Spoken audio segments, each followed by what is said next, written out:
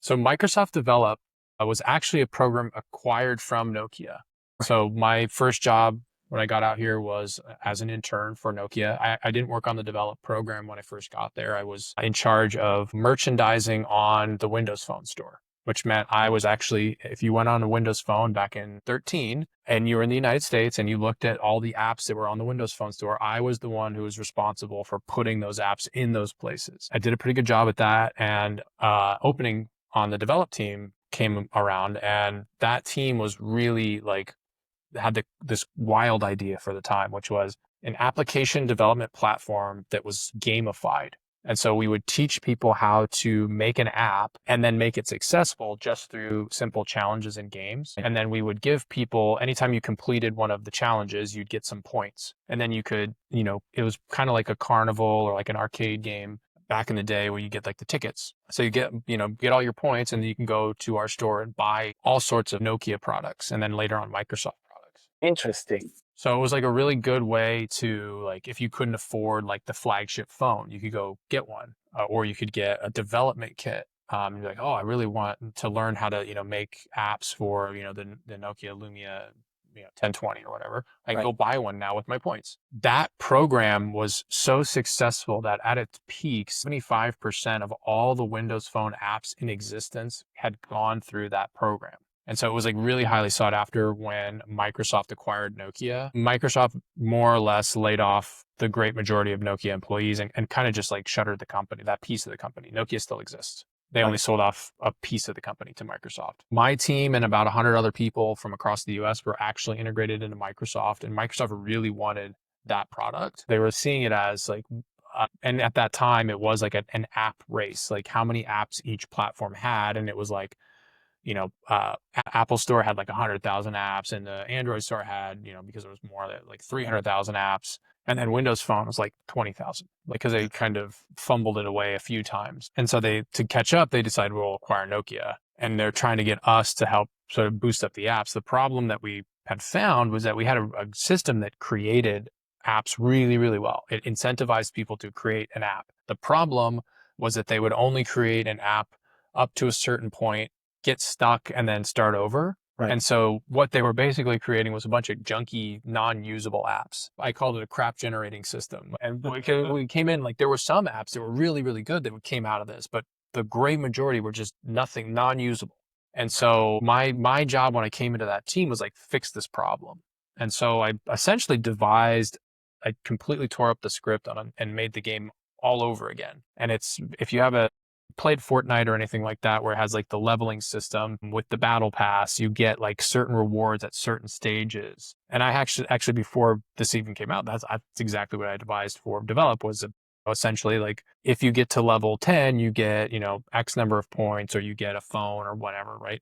And it was just designed to get people, instead of like, I get to a point and then stop and then start over, it's to take it like, no, you should learn more at this step, because, at this step, you're going to get this really, this big bucket of points, or, a cool phone or something, and start to just slowly pull people down the line further and further, so that they are maturing the apps that they started building, that they wanted to build something that's more polished. So like the end game was to get them to a polished state. Right. So like the whole idea, yeah. And so we did that for a bit, and that worked out a little bit, but then we realized that now we needed to teach these people how to make businesses, because we realized that, well, they make an app, but now they don't know how to make money off the app.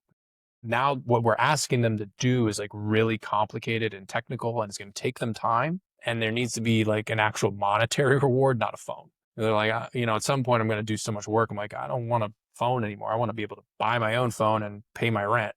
And Right. so we had to then tear that system up and rebuild it again, which got them to focus on downloads, app rating, and one more thing. And I can't remember what it was at this point, because we never got to that point. We never built it. You could get app ratings. We taught people how to do that. That was the only pillar that was actually built. The other two, we never got built. Oh, the third one was revenue. Right. Yeah. So that was the first one we built, because I proposed the system, and the Microsoft people were like, well, if this doesn't work, you've torn up like the system that does work, and you started all over. So you need to prove it. What we did was we started this whole challenge of just focus on app reviews and teach people how to get good reviews, how to incentivize better reviews, all these things that you kind of have to do as a business, an app business. And it raised app review scores by something like over 100%. It was crazy by just following these little changes to like your behavior and how you do something instead of just like randomly asking somebody. Well, the first thing was nobody was asking. We're like, just put in this one line of code that after, X number of uses, for when they open it, it pops up and says, like you see on like app stores now, where it's like, are you enjoying this app? Nobody on Windows Phone was doing that. No one was asking anybody about just give me a rating. And then the next one was like, if you get a bad rating, instead of like it directly submitting to the store, have it push it to like, oh, can you write me feedback instead? And then don't let it submit because you don't want because then you want it A, you want feedback, but B, you also don't want that bad score because what we also found is like once you started getting bad scores, like it just like piles on and then it's really hard to get out of a bad score cycle. So you kind of did want, feedback on some level. So we got people to focus on it, like drove up the scores. And then that's when, like I was explaining, that's when we were taken from our home here in the Bay Area and we were moved up to Redmond. And that's when we learned that not only like we thought we were the only ones building this thing within Microsoft because we were the ones that were brought over, like, oh, well, they really want us. And so we'll have like our, lay of the land. We do whatever we want.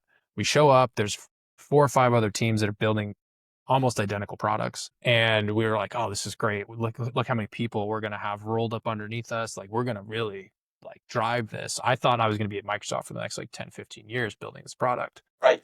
And so I was super excited. And then like maybe 2 or 3 weeks later, I'm like, why are all these teams like, we never meet them? Like, what's going on? And they're like, oh no, like our boss came in like, no, I don't think you understand. Like, we're in competition with them. This is not a collaborative environment. It's a competitive environment. And so we have to build the best product better than them. And whoever wins, wins.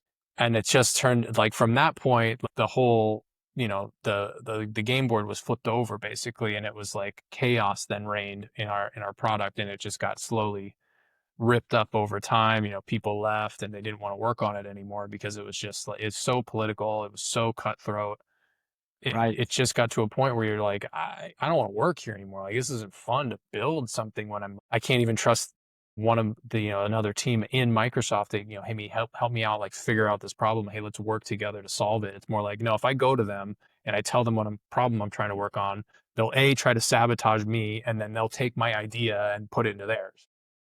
So you can You don't want to work with them. You're like, so you start to collaborate. silo yourself back off. And I'm like, and if you ever use Microsoft products, that's why, at least at that time, that's why a lot of those products never really worked out well, is because personally, I don't believe that that's a really good way to build great product. It's actually a great way to build a lot of bad products.